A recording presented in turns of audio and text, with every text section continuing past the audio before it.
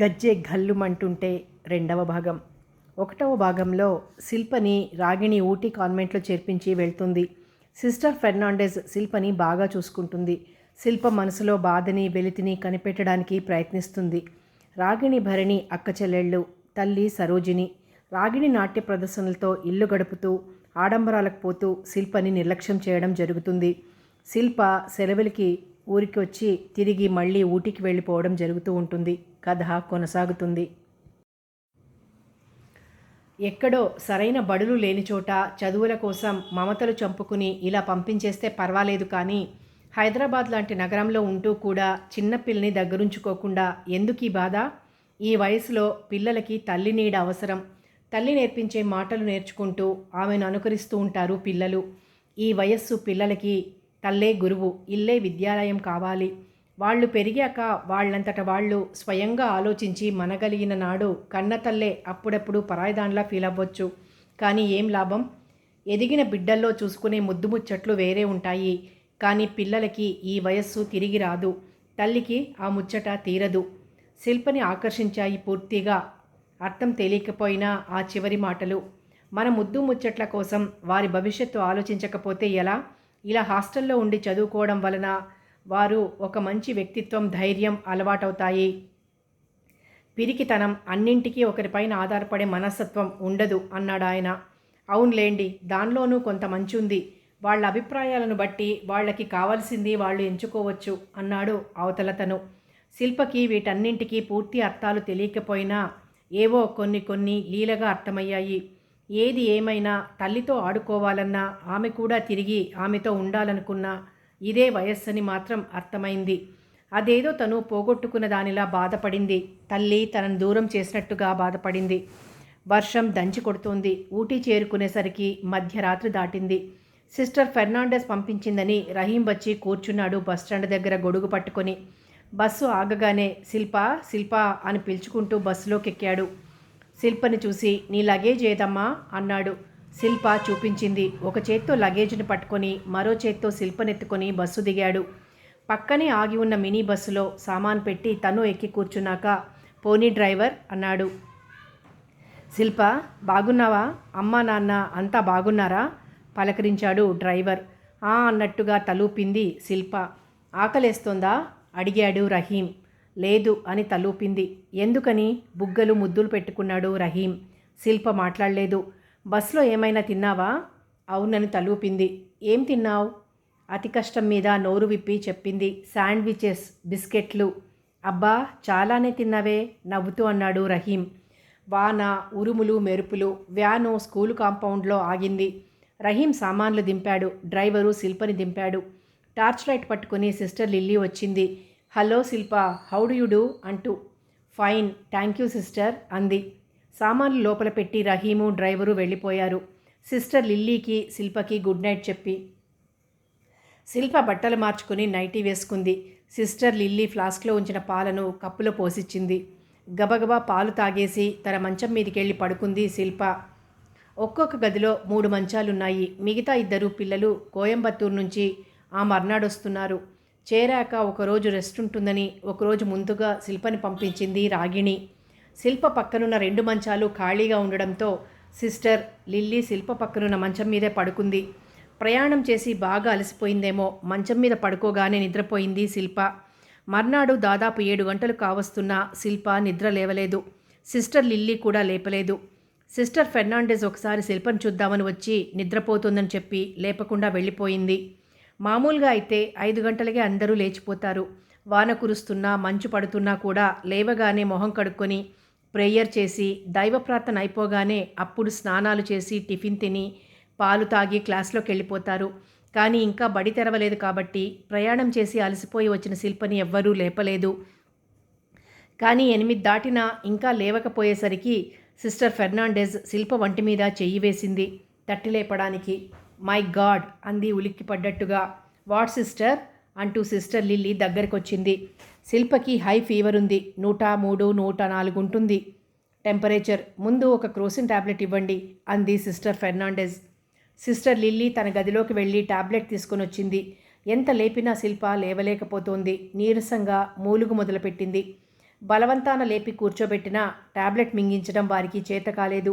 Sister lily టాబ్లెట్ని పొడి చేసి పాలల్లో కలిపి ఇవ్వాలని చూసింది. కానీ శిల్ప తాగే స్థితిలో లేదు. సిస్టర్ ఫెర్నాండెస్కి కొంచెం భయం వేసింది. వెంటనే డాక్టర్కి ఫోన్ చేసింది. కాసేపటికల్లా డాక్టర్ రాబర్ట్ వచ్చాడు. శిల్పని పరీక్ష చేసి ఇంజెక్షన్ ఇచ్చాడు. డోంట్ వరీ, తగ్గిపోతుంది, పడుకోనివ్వండి, బత్తాయి రసం తప్ప ఇంకేమీ పెట్టకండి అని చెప్పి వెళ్ళాడు. శిల్ప మూసిన కన్ను తెరవకుండా పడుకునే ఉంది. మధ్యాహ్నానికి లేపి మెల్లగా కూర్చోబెట్టి బత్తాయి రసం తాగించారు. జ్వరం కొంచెం జారింది, కానీ కూర్చోలేకపోతోంది. ఆ రోజల్లా పడుకునే ఉంది. రాత్రికి మళ్ళీ జ్వరం ఎక్కువైంది. అలా 3-4 రోజులైనా జ్వరం నార్మల్కి రాలేదు. డాక్టర్ టైఫాయిడ్ అని తేల్చేశాడు. సిస్టర్ ఫెర్నాండెస్ ఎందుకైనా మంచిదని ఇంటికి టెలిగ్రామ్ పంపించింది. వెంటనే బయలుదేరి రమ్మని రాగిణిని. మర్నాటికల్లా తిరుగు టెలిగ్రామ్ వచ్చింది.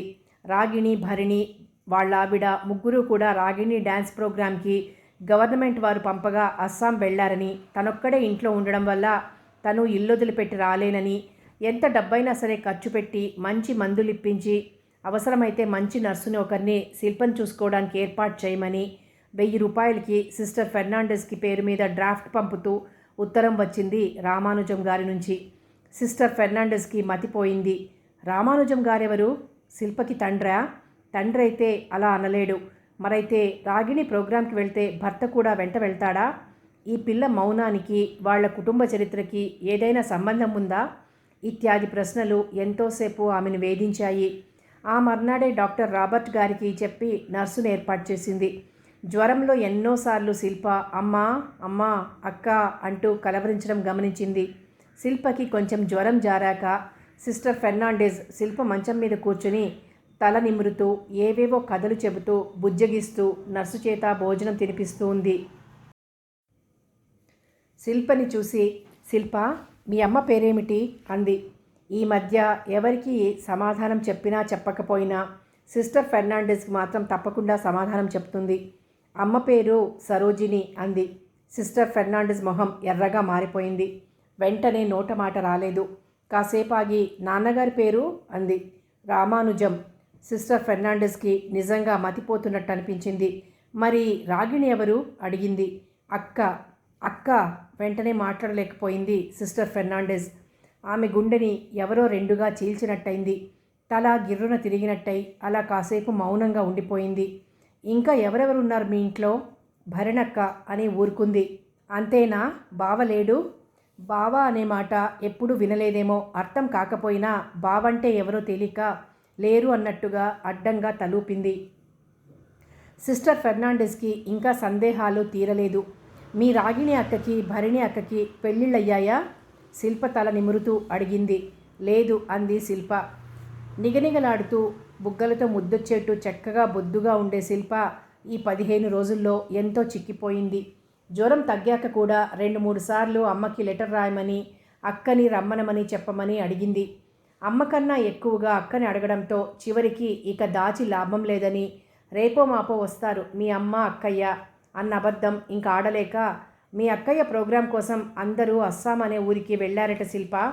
ఇంట్లో మీ నాన్న ఒక్కరే ఉన్నారట, అందుకే రాలేదు. వాళ్ళు తిరిగి రాగానే నిన్ను చూడటానికి వచ్చేస్తారు. ఈలోగా నువ్వు బాగా తినాలి, చక్కగా ఆడుకోవాలి, మంచిగా చదువుకోవాలి, సరేనా అంది లాలనగా. అలా మెల్లగా బొటానికల్ గార్డెన్స్ వైపు షికారికి నడిపించుకుంటూ తీసుకెళ్ళింది. అంతవరకు నవ్వుతూ ఉన్న శిల్ప మొహంలోని మార్పుని గమనించింది సిస్టర్ ఫెర్నాండెస్. శిల్ప ఏదో ఆలోచనలో పడిపోవడం కూడా గమనించింది. మాటలు మార్చడానికి ప్రయత్నిస్తూ, అదిగో ఆ చెట్టుకున్న పూలు చూసావా అంది అటుకేసి చూపిస్తూ. అన్నట్టు తలూపింది శిల్ప. ఇదిగో ఈ చెట్టు నిండా ఏమున్నాయో చెప్పు అంటూ మరో చెట్టు చూపించింది. శిల్ప మాట్లాడలేదు, అటువైపైనా చూడలేదు, మౌనంగా ఉండిపోయింది. ఏయ్ నిన్నే, ఆ చెట్టు నిండా ఉన్నాయే ఆ కాయల పేరేంటో చెప్పు చూద్దాం అంది శిల్పని భుజాలు పట్టుకుని అటుకేసి తిప్పుతూ. యాపిల్స్. కరెక్ట్, ఎంత బాగున్నాయో కదూ అంది. అంది. కాసేపు అలా కూర్చుని ఏవేవో కథలు చెప్తూ తిరిగొచ్చారు హాస్టల్కి. శిల్ప అన్నం తిని నిద్రపోయేదాకా ఉండి నర్సుని జాగ్రత్తగా చూసుకోమని చెప్పి వెళ్ళింది సిస్టర్ ఫెర్నాండెస్. శిల్ప జబ్బు పడ్డాక, రామానుజం గారి ఉత్తరం చూశాక సిస్టర్ ఫెర్నాండెస్కి రకరకాల అనుమానాలు వచ్చాయి. శిల్ప ఎవరి బిడ్డ? రాగిణి అప్లికేషన్ ఫారంలో తల్లి పేరు కింద తన పేరు రాసింది, తండ్రి పేరు రాజు అని రాసింది. మరి శిల్ప తల్లిని అక్క అని పిలవడం ఏమిటి? తల్లి పేరు అడిగితే మరేదో పేరు చెప్పింది. తండ్రి పేరు అంతే. వాళ్ళ ఇంట్లో ఉన్న వాళ్ళ పేర్లలో రాజు పేరు ఎక్కడా లేదు. పైగా రాగిణికి పెళ్లి కాలేదంటోంది. దీన్ని బట్టి రాగిణి శిల్పల జీవితాల వెనక ఏదో కథ ఉండి ఉంటుందనే నిర్ణయానికి వచ్చింది. శిల్ప ప్రవర్తనకి వాళ్ళింట్లో వాతావరణానికి ఏదో సంబంధం ఉండే ఉంటుందని నిర్ధారణ చేసుకుంది. మనసు గజిబిజిగా అయిపోయి ఏదో కలత పడింది. శిల్ప బడిలో చేరినప్పటి నుంచి శిల్ప మనసును తెలుసుకోవడం కోసం ఒంటరిగా చాలాసార్లు శిల్పతో మాట్లాడడం, షికార్లకు తీసుకెళ్లడం, కథలు చెప్పడం మొదలెట్టింది. మిగతా పిల్లలందరి సంగతి ఒకటి, శిల్ప సంగతి ఒకటిగా శిల్ప మౌనానికి కారణాలను వెతుకుతూ వచ్చింది.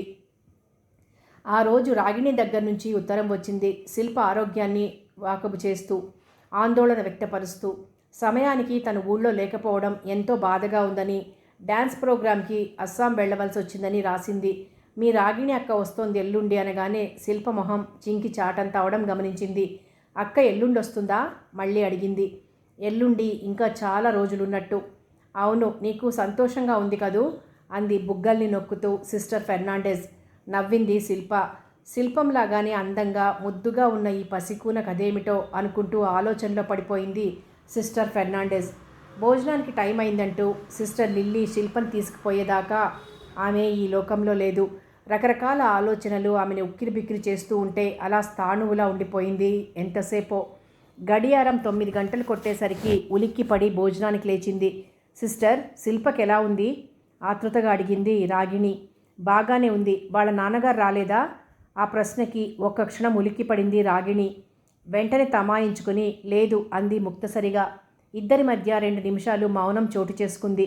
మీరు ఊర్లో లేరంట. వాళ్ళ నాన్నగారు 1000 రూపాయలకి డ్రాఫ్ట్ పంపించి నర్సుని పెట్టించమన్నారు శిల్పను చూసుకోవడానికి. డాక్టర్ రాబర్ట్ మంచి మందులు ఇచ్చారు. మంచి నర్సునే పెట్టాం. కానీ తడబడుతూ కంగారుగా అడిగింది. శిల్ప అస్తమానం అమ్మ, నాన్న, అక్క అనే కలవరించింది. మేము ఎంత బాగా చూసుకున్నా అమ్మ, నాన్న కావాలనే కోరుకుంటారు కదా పిల్లలు. సమయానికి మీరు ఊర్లో లేకపోవడం, వాళ్ళ నాన్నగారు కూడా రాలేకపోవడం పాపం శిల్ప చాలా బెంగ పెట్టుకుంది అంది సిస్టర్ ఫెర్నాండెజ్. ఈలోగా రహీం శిల్పని వెంటబెట్టుకొచ్చాడు. గుడ్ మార్నింగ్ శిల్ప అంది sister. Good morning. God bless you sister అంది. శిల్ప అలా మాట్లాడుతుంటే రాగిణికి ఏదో ఆనందం, ఏదో తృప్తి, కళ్ళల్లో నీళ్లు తిరిగాయి. ఎవరొచ్చారో చూడు అంది సిస్టర్ రాగిణి కుర్చీకేసి చూపిస్తూ. అంతవరకు సిస్టర్ ఫెర్నాండెజ్ని తప్ప అటూ ఇటూ చూడకుండా నుంచున్న శిల్ప రాగిణిని చూడగానే అక్క అంది నెమ్మదిగా. రా శిల్ప అంటూ చేతులు చాచింది రాగిణి. శిల్ప మిమ్మల్ని అక్క అంటుందేమిటి? అమ్మ అని పిలవదా? కుతూహలం పట్టలేక అసలు సంగతి ఏమిటో తెలుసుకోవాలని అడిగింది సిస్టర్ ఫెర్నాండెజ్. అనుకోని ఈ ప్రశ్నకి ఒక్క నిమిషం తడబడినా తమాయించుకుని నవ్వడానికి ప్రయత్నిస్తూ అంది. అదా, నేను మా అమ్మని అమ్మ అని, నాన్నని నాన్న అని పిలవడం వల్ల తను అలాగే పిలుస్తుంది. మా చెల్లెలు నన్ను అక్క అంటుంది కదా, అందుకని తను నన్ను అక్క అంటుంది అంది శిల్పని ఒళ్ళో కూర్చోబెట్టుకుని తల నిమురుతూ. మరి వాళ్ళ నాన్నగారిని ఏమని పిలుస్తుంది? ఈ ప్రశ్న అసలు ఎదురు చూడలేదేమో రాగిణికి షాక్ తగిలినట్లనింది. శిల్ప వీరి సంభాషణ అంతా విని అర్థం చేసుకున్నట్టు అనిపించింది. అదంతా తర్వాత చెప్తాను సిస్టర్ అంది మెల్లగా. పరిస్థితిని అర్థం చేసుకున్న సిస్టర్ మరీ ఆ ఊసెత్తలేదు. శిల్పకేసి ఆప్యాయంగా చూస్తున్న రాగిణి, శిల్ప బాగా చిక్కిపోయింది సిస్టర్ అంది. నిద్రాహారాలు మాని కన్నతల్లిగా చూసుకున్నారు సిస్టర్ ఫెర్నాండెజ్. పాపం అంది అప్పుడే అక్కడికేదో పని మీద వచ్చి వీరి మాటలు విన్న సిస్టర్ లిల్లీ. అవును, నాకు తెలుసు. ఎవ్వరికీ పలకని మా శిల్ప సిస్టర్కి ఇంత బాగా సమాధానం చెబుతోందంటే ఆమె ప్రతిభ వేరే చెప్పనక్కర్లేకుండానే అర్థమవుతుంది. Mrs Ragini, I want to speak to you separately about this girl. Shilpa గురించి మీతో మాట్లాడాలి అని. శిల్ప, ఇప్పుడు ఏం క్లాస్ ఉంది నీకు అంది సిస్టర్ ఫెర్నాండెజ్. సైన్స్ క్లాసు అంది శిల్ప. అయితే వెళ్ళు, క్లాస్కి వెళ్ళిపో. స్కూల్ అయిపోయాక ఇక్కడికి వచ్చేయి. అమ్మని అక్కని కలవచ్చు, ఓకే అంది. ఎస్ సిస్టర్ అంటూ రాగిణి ఒళ్ళోంచి లేచి నుంచుని బాయ్ చెప్పింది. రహీం పిలిచింది. రహీం లేడు సిస్టర్. బేబీ కుముదినికి వాంతులు అయ్యాయట, జ్వరం కూడా వచ్చిందట. సిస్టర్ రూబీ పిలిస్తే రహీంని కుముదిని డాక్టర్కి చూపించడానికి పంపించాను అంది సిస్టర్ లిల్లీ. కుముదిని అంటే 4th క్లాస్లో అమ్మాయి కదూ, బ్యూటీ గర్ల్. నేను తర్వాత వచ్చి చూస్తాను. ఇప్పుడు శిల్పని దింపి రావడానికి ఎవరినైనా పంపండి అంది. Okay sister. అంటూ సిస్టర్ లిల్లీ బయటకొచ్చి అటు కేసి వెళ్తున్న 6వ తరగతి కుర్రాడు సుందర్తో శిల్పని క్లాస్లో దించి వెళ్ళమంది. శిల్ప సుందర్తో కలిసి వెళ్ళిపోయింది. సిస్టర్, ప్రతి పిల్ల గురించి మీరు పడుతున్న శ్రమ, తీసుకుంటున్న శ్రద్ధ చూస్తూ ఉంటే ఆశ్చర్యంగా ఉంది. కన్నవాళ్ళకి వాళ్ళ పిల్లలే కానీ మీకు వీళ్ళందరూ పిల్లలే. అవును రాగిణి గారు, మాకు వీళ్ళ మీద ప్రేమ ఎంత పెరిగిపోతుందంటే వీళ్ళు బడి వదిలిపెట్టి వెళ్ళేనాడు ఆడపిల్లని అత్తగారింటికి పంపించేటప్పుడు తల్లిదండ్రులు పడే బాధలా ఉంటుంది. కానీ మా బడి వదిలిపెట్టి వెళ్ళిన పిల్లలు ఎంత హోదాలో ఉన్నా ఎక్కడున్నా ఇక్కడికి వచ్చినప్పుడల్లా మమ్మల్ని చూసి వెళ్తుంటారు. పేరు పేరున వాళ్ళు నాకు జ్ఞాపకం ఉంటారు. ఇదొక రకమైన అనుబంధం అంది సిస్టర్ ఫెర్నాండెజ్ కళ్ళజోడు తీసి అద్దాలు తుడిచి మళ్ళీ పెట్టుకుంటూ. అవును అంది రాగిణి గారు, శిల్ప విషయంలో మీరు చాలా శ్రద్ధ తీసుకోవాలి. ఆ అమ్మాయికి తల్లిదండ్రుల ప్రేమ సరిగ్గా అందినట్టు లేదు. ఆ అమ్మాయి అలా ఎవ్వరితోనూ మాట్లాడకుండా ఒంటరిగా ఉండడానికి, మూడీగా ప్రవర్తించడానికి ఇంట్లోని వాతావరణమే కారణం. డాక్టర్ రాబర్ట్ కూడా ఈ విషయంలో నాతో ఏకీభవించారు అంది సిస్టర్ ఫెర్నాండెజ్. సిస్టర్, శిల్పకి ఏ విషయంలోనూ లోటు లేదు. కావలసిన తిండి, బోలెడన్ని బొమ్మలు, లెక్కలేనన్ని బట్టలు అన్నీ ఉన్నాయి. ఇంట్లో అందరూ శిల్పని ఎంతో ముద్దు చేస్తారు. అందరూ అంటే మా అమ్మ, నాన్నగారు, మా చెల్లి, నేను. రామానుజం గారంటే మా నాన్నగారు. మరి శిల్ప నాన్నగారు లేరు. కాసేపు ఆగి మా ఇద్దరి మధ్య అభిప్రాయ భేదాలు వచ్చాయి.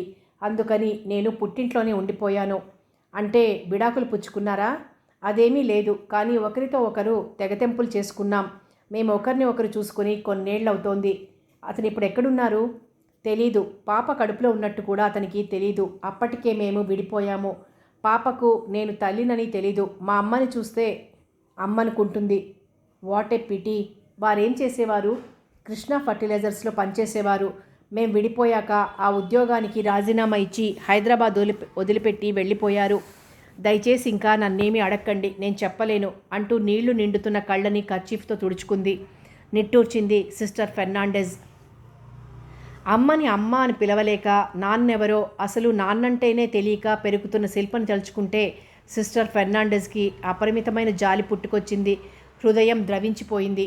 బిడ్డల భవిష్యత్తుని ఆలోచించకుండా కనిపారేసి వారి వారి స్వార్థాల కోసం పట్టుదలలకు పోయి వారి పంతాలు నెగ్గించుకున్నామని విర్రబీగడం తప్ప విడాకులు పుచ్చుకుని ఎవరిని ఉద్ధరిస్తున్నట్టు? డబ్బుతో కొనలేనిది ఎంతో విలువైనది ప్రేమ, అభిమానం, ఆప్యాయత, ఆదరణ. ఇవి మనకున్నవి, విదేశాలలో లేనివి. విదేశాలలో డబ్బుకేమీ లోటు లేదు. కానీ ఎవరికి ఎవరు అంటనట్టు ముట్టనట్టు ఉంటారు. మన దగ్గర ఏమీ లేనివాడైనా ఉన్నదానిలో తన వాళ్ళందరినీ తృప్తిపరిచి సంతోషిస్తాడు. ఇటువంటి ఉన్నత ఆదర్శాలు గల దేశంలో పుట్టి మనకి తెలియకుండానే మనం మన సాంప్రదాయాలని, సంస్కారాన్ని వదిలి పరదేశీయుల అడుగుజాడల్లో నడిచి అదే గొప్పని చంకలు కొట్టుకుంటున్నాం. ఎంత దిగజారిపోయాం. ఫెర్నాండెజ్ ఆలోచనల్లో పడిపోయింది. రాగిణి కూడా ఏదో ఆలోచిస్తూ ఉండిపోవడంతో ఇద్దరి మధ్య కొంతసేపు మౌనం తాండవం చేసింది. ఎక్కడ దిగారు రాగిణి గారు? అడిగింది సిస్టర్ ఫెర్నాండెజ్. హోటల్ దాస్ ప్రకాష్లో. మంచి హోటలే సిస్టర్. ఎల్లుండి వెళ్ళిపోదామనుకుంటున్నాను. ఈ 2 రోజులు బడి అయిపోయాక శిల్పని నాతో తీసుకుపోనా? అలాగే, నో అబ్జెక్షన్. రాగిణి సెలవు తీసుకుని హోటల్కి వెళ్ళిపోయింది. సాయంత్రం 5 గంటలకు వచ్చి శిల్పని తనతో తీసుకెళ్ళింది. బజారుకు తీసుకెళ్ళి కొన్ని డ్రెస్సులు, బొమ్మలు కొంది. సినిమాకు తీసుకెళ్ళింది. ఐస్ క్రీం తినిపించింది. ఆ రాత్రి శిల్పని తన గుండెల కదుముకొని తన పక్కనే పడుకోబెట్టుకుంది. శిల్పకి ఆకాశంలోని చందమామని అరచేతిలోకి అందుకున్నట్టుగా ఉంది. సంతోషంతో ఉక్కిరి బిక్కిరవుతూ హాయిగా నిద్రపోయింది. ఆ మర్నాడు శనివారం. శని, ఆదివారాలు బడికి సెలవు రోజులు. అందుకని శిల్పని తన దగ్గరే ఉంచుకోవడానికి పర్మిషన్ తీసుకుంది రాగిణి. హోంవర్క్ చేసుకోవడానికి పుస్తకాలని హోటల్కే తీసుకెళ్ళింది. ఉదయం లేవగానే దగ్గర కూర్చుని హోంవర్క్ అంతా పూర్తి చేయించింది రాగిణి. బోట్లో వెళ్దామా? అడిగింది రాగిణి. ఓ అంది శిల్ప. 10 గంటలకల్లా పలహారాలు పూర్తి చేసుకొని ఊటీ లేక్ కేసి వెళ్ళారు. సెలవు రోజు కావడంతో ఆ ప్రదేశం కిటకిటలాడిపోతోంది. క్యూలో నుంచుని టికెట్లు కొనుక్కోవాలి. రాగిణి కన్నా ఓ 10-15 మంది క్యూలో ముందున్నారు. మై గాడ్, మన ఛాన్స్ వచ్చేసరికి ఎంతసేపు అవుతుందో అంది రాగిణి. అక్క, నాకు బోట్ రైడ్ ఇష్టం అంది శిల్ప రాగిణి ఎక్కడ వద్దంటుందో అన్న భయంతో. వెళదాంలే అని క్యూలో నుంచుంది. అంతలో ఎవరో ఒకతను నల్లగా, పొడుగ్గా, సన్నటి మీసాలు, బొద్దుగా ఉన్న క్రాఫ్, టిప్ టాప్గా డ్రెస్ చేసుకున్నాడు. పెద్ద గోగో గ్లాసు లాంటి నల్ల కళ్ళద్దాలు పెట్టుకున్నాడు. స్టైల్గా పైపు వెలిగించి పొగని నోట్లోంచి రింగులు రింగులుగా వదులుతున్నాడు. తదేకంగా రాగిణిని శిల్పని చూస్తున్నాడు. మేడం, మీరు డాన్సర్ కదూ అన్నాడు. అవును, నవ్వుతూ సమాధానం చెప్పింది రాగిణి. మీ పేరు? ఏదో జ్ఞాపకం తెచ్చుకోవడానికి ప్రయత్నం చేశాడు. రాగిణి అంది. అవును, మీరు 4 ఏళ్ల క్రితం సిద్ధార్థ అసోసియేషన్ తరపున రవీంద్ర భారతిలో ప్రదర్శన ఇచ్చారు, గుర్తుందా? అప్పుడు అసోసియేషన్ సెక్రటరీని నేనే. ఓ అలాగా అంది రాగిణి. మీ డ్యాన్స్ చాలా బాగుంది. థ్యాంక్స్. ఈ పాప మా చెల్లెలు. ఆ సమాధానం వినగానే శిల్ప మొహం మారిపోయింది. ఏదో నిరాశ, నిస్పృహ ఆ చిన్నారి మనసుని ఉడికించాయి. మొన్న సిస్టర్ ఫెర్నాండెజ్ అడిగిన ప్రశ్నకి రాగిణి చెప్పిన సమాధానంలోంచి అర్థాలు వెతుకుతోంది ఆ మనసు. ఇప్పుడు అతనితో రాగిణి చెప్పిన మాటలు అందుకు పూర్తిగా వ్యతిరేకం. శిల్పకి నిజమేమిటో తెలియడం లేదు. ఏదో అసంతృప్తి, ఆందోళన గుండెల్ని కలిచివేస్తున్నాయి. మీకు ఇంత చిన్న చెల్లెలుందా? అచ్చం మీ పోలికే నవ్వాడతను. రాగిణి కూడా నవ్వి ఊరుకుంది. టికెట్స్ కోసం నించున్నారా? అడిగాడు. అవును. నే తెస్తానుండండి అంటూ వెళ్ళి ముందున్న వారితో ఏదో చెప్పి 2 టికెట్లు తీసుకొనిచ్చాడు. రాగిణి డబ్బివ్వబోతే వద్దండి పర్వాలేదు అంటూ పుచ్చుకోలేదు. ఎక్కడ దిగారు? అడిగాడతను. హోటల్ దాస్ ప్రకాశాలో. నేనొచ్చి కలుస్తాను. నేను ఈ మధ్యన ఒక కొత్త ప్రాజెక్ట్ ఒకటి మొదలెట్టాను. మీతో మాట్లాడాలి. రూమ్ నెంబర్ ఎంత? 4. కలుస్తాను. Bye bye. బాయ్ బాయ్ పాప. నీ పేరేమిటి? బుగ్గలు నొక్కుతూ అడిగాడు. శిల్ప అంది మెల్లగా. బాయ్ బాయ్ అంటూ వెళ్ళిపోయాడు అతని విజిటింగ్ కార్డ్ ఇచ్చి. బోట్లో కూర్చున్న శిల్పకి సంతోషంగా లేదు. మనసంతా ఆలోచనలతో నిండిపోయింది. రాగిణి విజిటింగ్ కార్డ్ తీసి చూసింది. AK Bhargava, film producer, Apsara movies, Trivandrum అని ఉంది. కార్డును పర్సులో పెట్టుకుంది ఏదో ఆలోచిస్తూ. ఎంతో ఉత్సాహంగా బోటు ప్రయాణానికి తయారైన శిల్ప అంత నిరుత్సాహంగా బోటులో యాంత్రికంగా కూర్చుంది. రాగిణి తనకేమవుతుంది? అమ్మ, అక్క, ఇవే ఆలోచనలు ఆమెని పిచ్చిదాన్ని చేస్తున్నాయి. శిల్ప, నీళ్లు బాగున్నాయి కదూ అంది రాగిణి. అంది ముక్తసరిగా. నీకు బోట్లో వెళ్ళాడంటే ఇష్టమా? అడిగింది. మళ్ళీ ఊలోకి దిగావేంటి? నిన్నంతా ఎంతో బాగా మాట్లాడావు. శిల్ప సమాధానం చెప్పలేదు. దాదాపు అరగంట పట్టింది ఆ లేకంతా తిరగడానికి. మధ్యాహ్నం భోజనానికి హోటల్కి తిరిగొచ్చారు. భోంచేసి కాసేపు పడుకొని సాయంత్రం అలా వెళ్దాం సరేనా? అడిగింది రాగిణి. అంది శిల్ప. భోంచేసి నిద్రపోయారు రాగిణి, శిల్ప. శిల్ప కళ్ళు తెరిచి చూసేసరికి రాగిణి అతనితో మాట్లాడుతూ ఉంది. ఇద్దరూ తాగుతున్నారు. నాకు ఈ అవకాశం ఇచ్చినందుకు కృతజ్ఞతలు అంది రాగిణి. దాందేముంది, ఇందులో నా గొప్పేమీ లేదు. హైదరాబాద్ వచ్చాక కలవండి అన్నాడతను నవ్వుతూ. ఇంకా కాసేపు ఏవేవో మాట్లాడి అతను వెళ్ళిపోయాడు. అతను ఉన్నంత వరకు నిద్రపోతున్నట్టుగానే పడుకుంది శిల్ప. అతడు వెళ్ళాక కళ్ళు తెరిచింది. నువ్వు మేలుకునే ఉన్నావా? అంది రాగిణి. బలవంతాన లేచి పాలు తాగి తయారైంది శిల్ప. బొటానికల్ గార్డెన్స్ అంతా తిరిగి తిరిగి హోటల్ చేరుకున్నారు. శిల్ప మౌనంగానే ఉంది. ఆ మర్నాడే రాగిణి ప్రయాణం. మధ్యాహ్నం భోజనాలయ్యాక రూమ్ ఖాళీ చేసి శిల్పని స్కూల్లో దిగబెట్టి బస్సులో బెంగళూరుకి ప్రయాణమైంది రాగిణి. అక్కడి నుంచి ఫ్లైట్లో పోవాలని నిర్ణయించుకుంది. బాగా ఎంజాయ్ చేశావా? అడిగింది శిల్పని సిస్టర్ ఫెర్నాండెజ్. అంది శిల్ప. శిల్ప మొహాన్ని పుస్తకంలా చదివేస్తున్న సిస్టర్ ఫెర్నాండెజ్ శిల్ప ఏదో విషయం గురించి బాధపడుతోందని గ్రహించింది. జాలి పడడం కన్నా ఏం చేస్తుంది? రాగిణి సిస్టర్ దగ్గర సెలవు తీసుకుని బయలుదేరింది. శిల్పని గట్టిగా ముద్దెట్టుకొని బాయ్ చెప్పింది. నీళ్లు నిండిన కళ్ళతో బాయ్ బాయ్ చెప్పింది శిల్ప. రాగిణి ఊటీ నుంచి తిరిగొచ్చిన 1 వారానికల్లా భార్గవ దగ్గర నుంచి ఒక ఉత్తరం వచ్చింది. 2-3 రోజుల్లో తను హైదరాబాద్ వస్తున్నానని, అప్పుడు అన్ని విషయాలు మాట్లాడతానని ఆ ఉత్తరంలోని సారాంశం. రాగిణిలో కొత్త ఆశలు చిగురించాయి. వైజయంతిమాల, హేమమాలిని వీళ్ళంతా మొదట్లో సినిమాల్లో డాన్సర్లుగా పరిచయమయ్యాకే పెద్ద పెద్ద హీరోయిన్లైపోయారు. తను ఒకరోజు ఆ స్థాయికి చేరుకోవచ్చు అదృష్టం ఉంటే. కలల్లో తేలిపోతోంది. చిత్ర జగత్తు మత్తులో ఊగిపోతోంది. రాగిణి ఆశలకు నీరు పోసి పెంచుతోంది సరోజిని. అది మానై పెద్ద పెద్ద వృక్షాలై మనసంతా ఆక్రమించుకున్నాయి. ఎప్పుడెప్పుడు భార్గవ్ గారు వచ్చి పడతారా అని ఎదురు చూడసాగారు. ఈలోగా భార్గవ అది వరకేమైనా సినిమాలు తీశాడా లేదా, డబ్బున్నవాడా కాదా మొదలైన విషయాలన్నీ వాకపు చేసి పెట్టుకుంది సరోజిని. అతను ఇదివరకు కొత్త వాళ్లతో 2-3 సినిమాలు తీశాడని, అవి 100 రోజులు కాకపోయినా 50 రోజులు ఆడాయని తెలుసుకొని సంతోషించారు తల్లి కూతుళ్ళిద్దరూ. ప్రతిరోజు వీళ్ళ సంభాషణంతా వింటున్న రామానుజం గారు, ఏమిటి మన రాగిణి సినిమాల్లో వేషాలేస్తుందా అని అడిగాడు. అతని మాటల్లోనే అయిష్టత కొట్టొచ్చినట్టు కనిపిస్తోంది. ఏం తప్ప? వేషాలయ్యడమేమిటి? మీకు మంచి మాటలు దొరకవా? ఈ రోజున సినిమా కళాకారులంటే ఏమనుకున్నారు? వేషాలేస్తున్నారు అన్న రోజులు పోయాయి. లోక్సభలో, రాజ్యసభలో, మున్సిపల్ ఎలక్షన్స్లో, మంత్రుల్లో అధిక మెజారిటీతో గెలిచి రాజ్యాలు చేస్తున్నారు. ఎక్కడికి వెళ్ళినా పూలదండలు, సన్మానాలు, ఆటోగ్రాఫులు, ఫోటోగ్రాఫులే. బ్రతికినన్నాళ్ళు హాయిగా అలా బ్రతకాలి.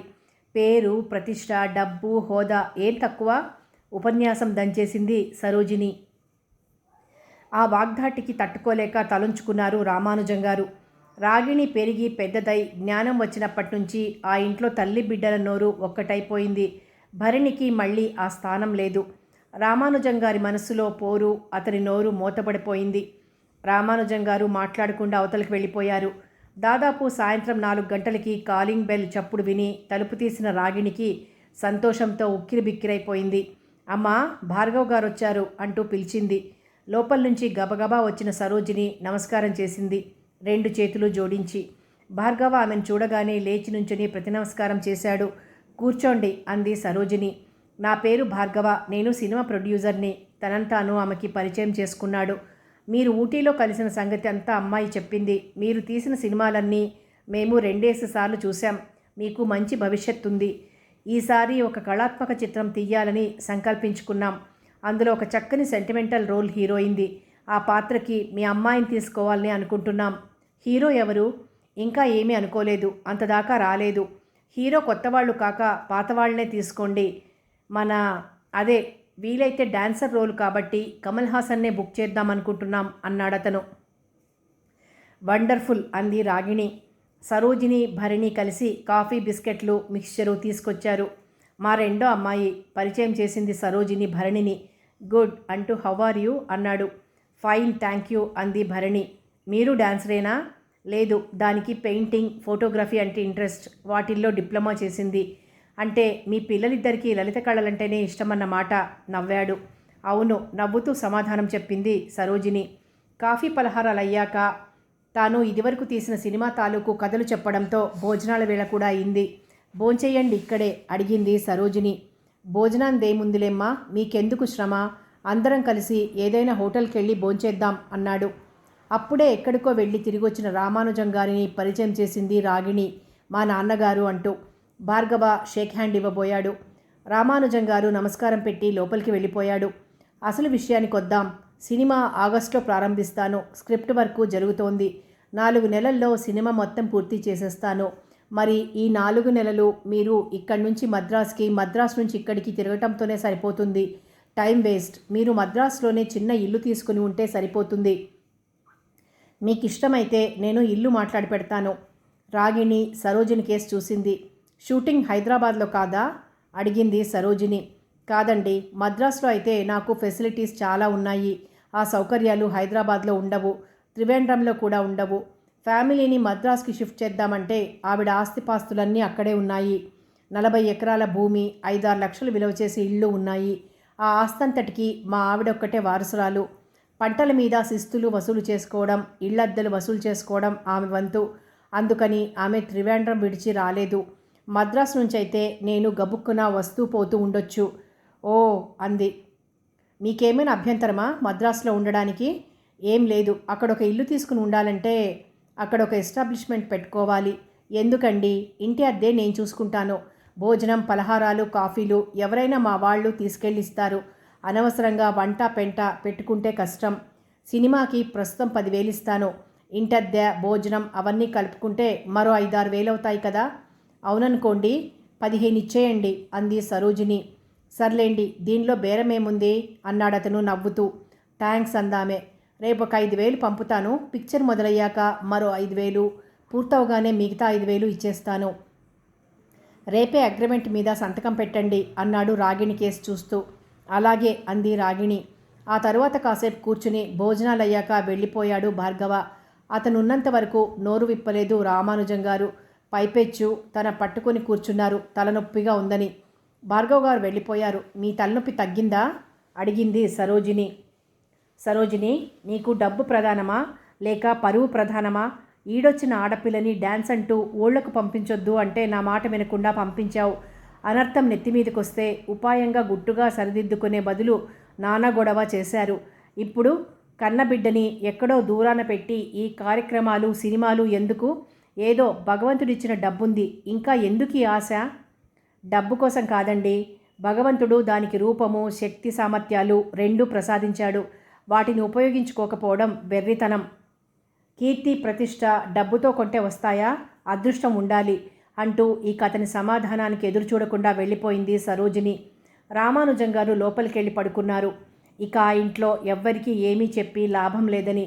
భరిణి ఈ విషయాల్లో అసలు జోక్యం చేసుకోదు. రాగిణి మాత్రం రకరకాల హీరోలతో రకరకాల ఊళ్ళల్లో షూటింగులు, ప్రెస్ వాళ్ల ప్రశ్నలు, తన సమాధానాలు, జనం తనను చూడటానికి వచ్చి పడే ఇబ్బందులు అన్నీ తలచుకొని కమ్మని కలల డోలికలలో తేలిపోతోంది. ముందు రేపటి 5,000ల్లో ఏం కొనాలి? ఒక జత గాజులా, లేకపోతే ఏదైనా సన్న నెక్లెసా? తను రాగిణి భరిణి ఎవరైనా పెట్టుకునేలా ఏ వస్తువు కొంటే బాగుంటుందా అని ఆలోచిస్తోంది సరోజిని. నేను లూనా కొనుక్కుంటాను, అక్కనైనా నిన్నైనా ఎక్కడికైనా దింపాలంటే పనికొస్తుంది అంది భరిణి. చూద్దాంలే, పడుకో అంటూ మంచం మీద వారిపోయింది సరోజిని. మర్నాడు ఉదయం 10 వచ్చి అన్న ప్రకారం మాట తప్పకుండా డబ్బిచ్చి వెళ్ళాడు భార్గవ. ఆగస్టు టెలిగ్రామ్ కొట్టగానే వచ్చేయమన్నాడు షూటింగ్కి. తలూపింది రాగిణి. ఆ రాత్రి ఫ్లైట్లో భార్గవ వెళ్ళిపోయాడు. సరోజిని రాగిణి భరిణి బజార్కెళ్లారు. వాళ్ళకి పట్టలేని ఆనందంగా ఉంది. ముందు బట్టల దుకాణానికి వెళ్ళి 3 ధర్మవరం చీరలు రిడక్షన్లో కొన్నారు. ఆ తరువాత బంగారం దుకాణానికి వెళ్ళి చిన్న గజ్జెల గొలుసు కొన్నారు. మనసు గాలిలో తేలిపోతోంది. భవిష్యత్తును గురించి బంగారు కలలు కంటూ ఇంటికొచ్చి భోంచేసి నడుం వాల్చారు. కానీ రామానుజం గారు మాత్రం ఆ రోజు నుంచి ఎంతో నిరుత్సాహంగా ఉన్నారు. వాళ్ళెవ్వరికీ తన మాటంటే గౌరవం లేదన్న బాధ కొంత ఆయన్ని పట్టి పీడిస్తోంది. అశాంతితో ఆయన కుమిలిపోతున్నారు. ఒక శుభముహూర్తాన ఎదురు చూస్తున్న టెలిగ్రామ్ వచ్చేసింది. రాగిణిని ఒంటరిగా పంపడానికి లోపల భయపడుతున్న సరోజిని తను కూడా రాగిణితో పాటే ఉందామనుకుంది. రామానుజం గారికి వండి పెట్టడానికి, ఇల్లు చూసుకోవడానికి భరిణి ఉంటుందని చెప్పి శిల్ప కూడా ఇక్కడ లేదు కాబట్టి ఈ ప్లానే మంచిదని అనుకుంది. కానీ విధి మరోలా ఆలోచించింది. రామానుజం గారికి మైల్డ్ స్ట్రోక్లా వచ్చింది. ఆసుపత్రిలో ఉంచవలసి రావడంతో సరోజిని రాగిణితో వెళ్లే ఆలోచనకి స్వస్తి చెప్పింది. రాగిణి ఒక్కటే ప్రయాణమైంది మద్రాస్కి. నాన్న, మీరేమీ బెంగ పెట్టుకోకండి.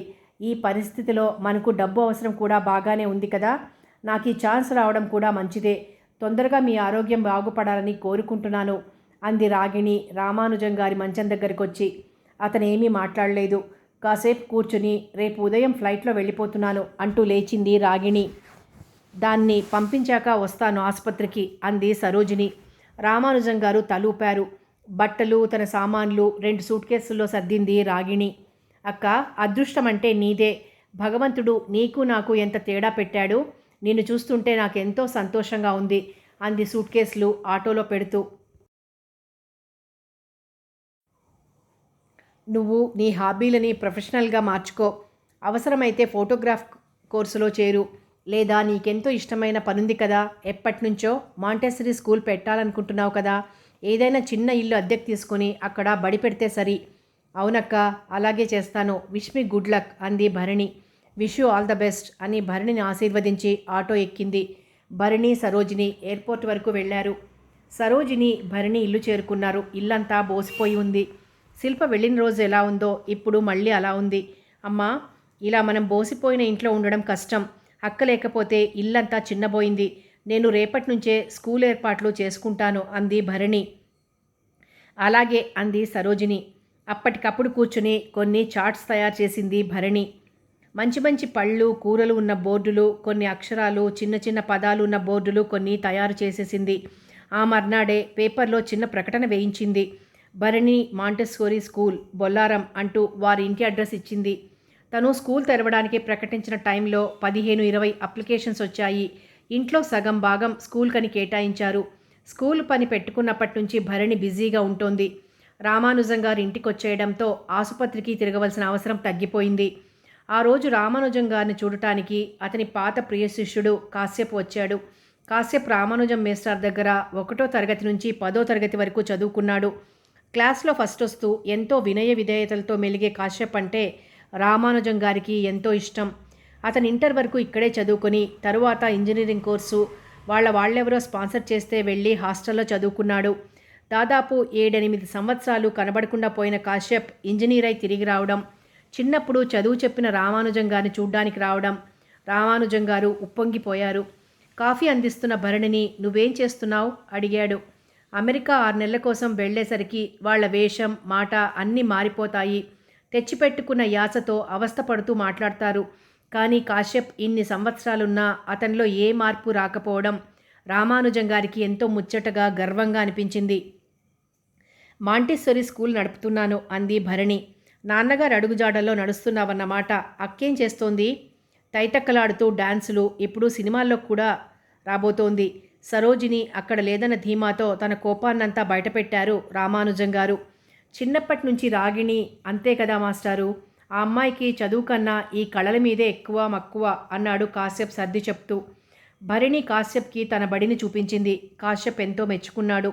నిజం చెప్పు కాశ్యప్, నన్ను పొగడాలని అంటున్నావా, లేకపోతే నిజంగానే బాగుందా?